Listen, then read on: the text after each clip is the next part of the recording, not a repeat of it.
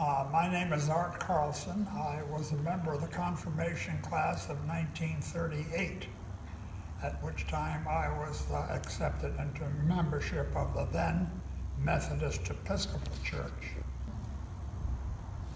My first recollection of being in the church would probably be in Sunday school.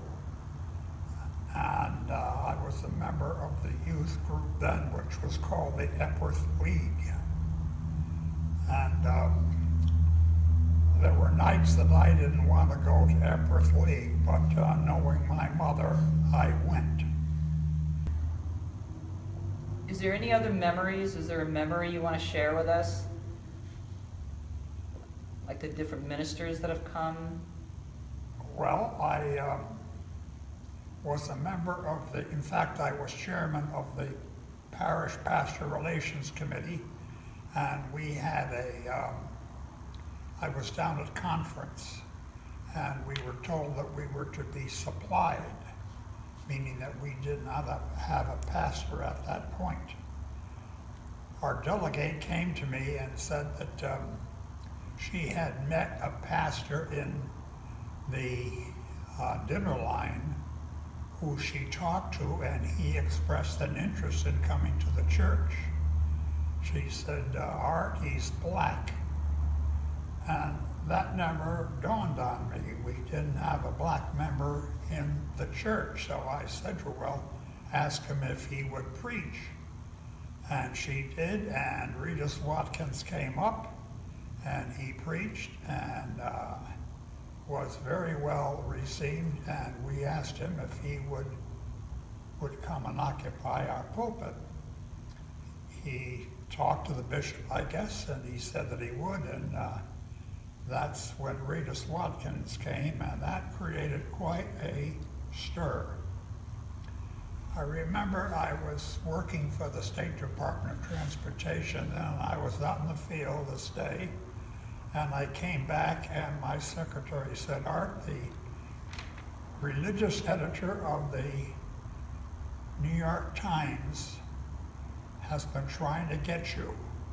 He's called here 3 times. I told him you would be back around 4 o'clock. I said, the New York Times? 4 o'clock, he called. And he was interested in knowing why an all-white church accepted a black man for its pastor. And I explained to him we needed a minister, and Reverend Watkins was available. And he was well received when he preached. He was very well received. He stayed here, I think, a couple of years, but then he moved to a conference position out in Evanston, Illinois. I think probably the best part of the ministry of this church was during the pastorate of Reverend Bill Gardai. He was here for about 6 years, and during that time we had the conference, we had the Council on the Arts. It was shepherded by Charlie and Linda Peterson, who were both teachers in the Danbury High School, and we put on many plays. That room downstairs was packed, and I think that was one of the highlights of my membership. That was quite an impressive time. How do you think the church has changed in the last few years or over the years? And what is its strength? Well, it's gotten much more modern, if I can use that word. It's back in the days when I was growing up, it was quite staid. I'll give you an example. We had a family in church that there were 2 brothers and a sister, and they were farmers. You must remember that this was during the Depression, and you were either poor or you had money, old money. But farmers had it very well because they had their food and their meat, their milk. And